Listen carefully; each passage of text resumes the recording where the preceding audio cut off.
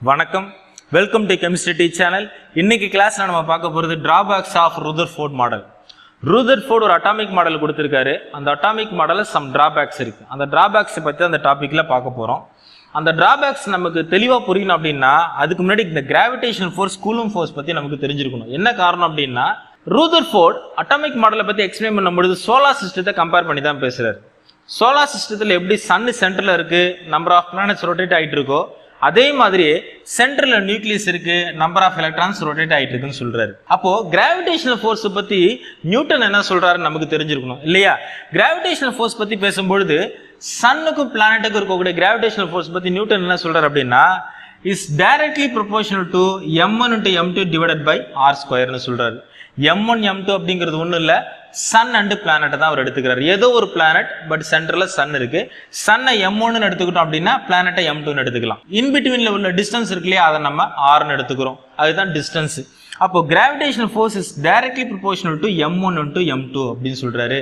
Gravitational force increase ஆகுது அப்படின்னா mass of the planet and sun increase ஆயிருக்குன்னு அர்த்தம்.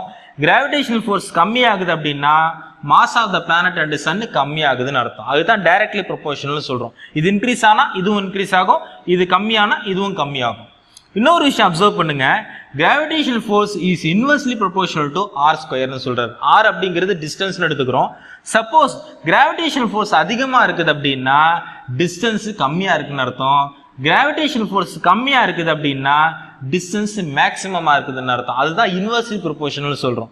நெக்ஸ்ட் பாருங்க, அந்த ப்ரொபோர்ஷனாலிட்டியை ரிமூவ் பண்ணும்பொழுது ஜின்னு மாத்திக்கிறோம் இங்க. அதுதான் நியூட்டன் பண்றாரு.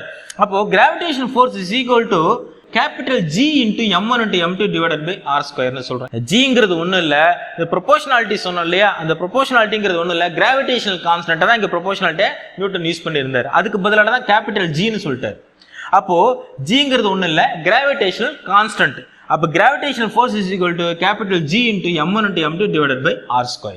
இது கிராவிடேஷனல் ஃபோர்ஸ் பத்தி சோலார் சிஸ்டத்துல நியூட்டன் சொன்ன லா.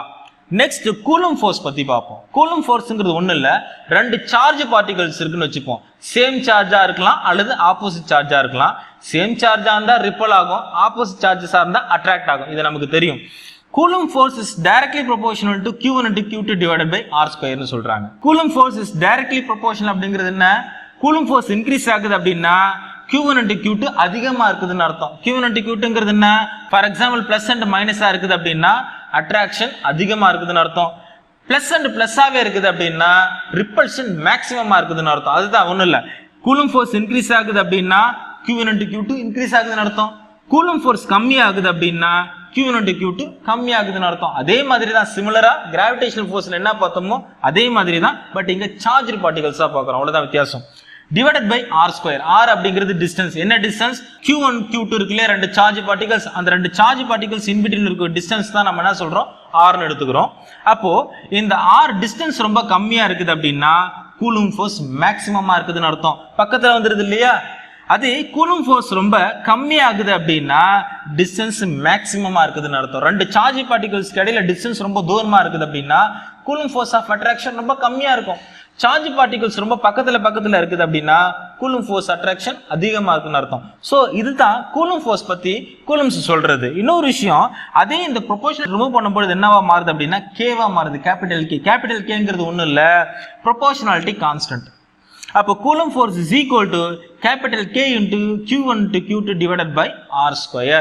இது கூலும் ஃபோர்ஸ் ஆஃப் அட்ராக்ஷனை பத்தி சொல்லப்படுற லா. இதை நம்ம அடிப்படையா வச்சுக்கிட்டு தான் ரூதர்ஃபோர்ட் அட்டாமிக் மாடலுக்கு இப்ப நம்ம போக போறோம்.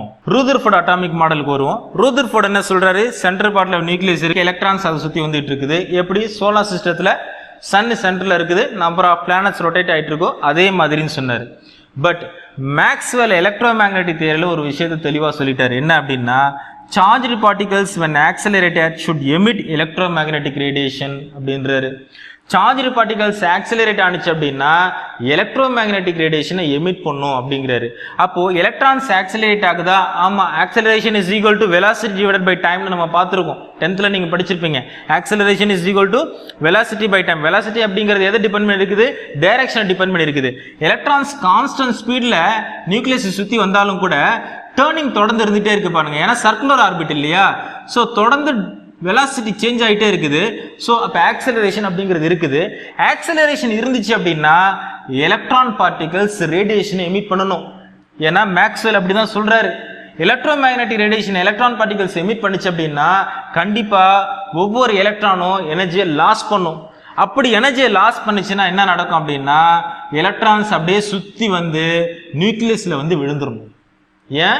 ரேடியேஷன் எமிட் பண்ண எனர்ஜி லாஸ் ஆகும். எலக்ட்ரான் பார்ட்டிகல்ஸ்க்கு எனர்ஜி லாஸ் பண்ணுச்சு அப்படின்னா தொடர்ந்து சுத்திட்டு இருக்க முடியாது, வந்து நியூக்ளியஸ்ல தான் வந்து விழுந்தாகணும். காரணம் என்ன? எலக்ட்ரோஸ்டாட்டிக் ஃபோர்ஸ் ஆஃப் அட்ராக்ஷன்ல சடனா உள்ள வந்து விழுந்துடணும். இது எவ்வளவு நேரத்தில் நடக்கும்? ஜஸ்ட் 10⁻⁸ செகண்ட்ஸ்ல நடந்து முடிஞ்சிடும். பட் அப்படி நடக்கலையே. ஆட்டம் அப்படிங்கிறது தொடர்ந்து உலகம் உண்டான காலத்துல இருந்து ஹை ஸ்டேபிளாவே இருந்துகிட்டே இருக்குது. ஏதோ ஒரு ரியாக்ஷன்ல இன்வால்வ் ஆகுது, போகுது, வருது, வேற ஒரு ப்ராடக்ட்டை கிரியேட் பண்ணுது, அது ஒரு பக்கம் இருக்கட்டும். பட் ஆட்டம் அப்படிங்கிறது ஸ்டேபிளா தானே இருந்துட்டு இருக்கு. அப்படி பார்த்தா ரூதர்ஃபோர்ட் சொல்ற எக்ஸ்பிளனேஷன் போதுமானதா இல்லைன்றது தெரியுது. நீங்க நினைக்கலாம் சோலார் சிஸ்டத்தோட இதை நம்ம கம்பேர் பண்ண முடியாதா, அங்கேயும் பிளானட்ஸ் ரொட்டேட் ஆகிட்டு தானே இருக்குது, அங்க ரேடியேஷனே எமிட் பண்ணல அப்படின்னு கேட்கலாம். சோலார் சிஸ்டத்துல பிளானட்ஸ் அப்படிங்கிறது சார்ஜ் பார்ட்டிகல்ஸ் கிடையாது. அது சார்ஜ் பார்ட்டிகல்ஸா இல்லாததுனால இங்க மேக்ஸ்வெல் சொல்லக்கூடிய எலக்ட்ரோ மேக்னெட்டிக் தியரி அங்க நம்ம இம்ப்ளிமெண்ட் பண்ண முடியாது. இப்படி யோசிக்கலாம். சப்போஸ் ரூதர்ஃபோர்ட் எலக்ட்ரான் எல்லாம் ஸ்டேஷனரி ஸ்டேட்ல இருக்குதுன்னு வச்சுக்கிட்டாருன்னு சொல்லுவோமே, எலக்ட்ரான்ஸ்லாம் ரொட்டேட் ஆகாம அப்படியே ஃபிக்ஸட் பொசிஷன்ல ஸ்டேஷனரியா இருக்குதுன்னு வச்சுப்போம். அப்படி இருந்தா பாசிபிளான்னு கேட்டீங்கன்னா அதுக்கும் பாசிபிள் கிடையாது. ஏன் அப்படின்னா இங்க சென்டர் பார்ட் நியூக்ளியஸ்ல பாசிட்டிவ் சார்ஜ் அதிகமா இருக்கிறதுனால எலக்ட்ரானை வேகமா அட்ராக்ட் பண்ணி எலக்ட்ரோஸ்டாட்டிக் ஃபோர்ஸ் ஆஃப் அட்ராக்ஷன்ல சடனா உள்ள இழுத்துரும்.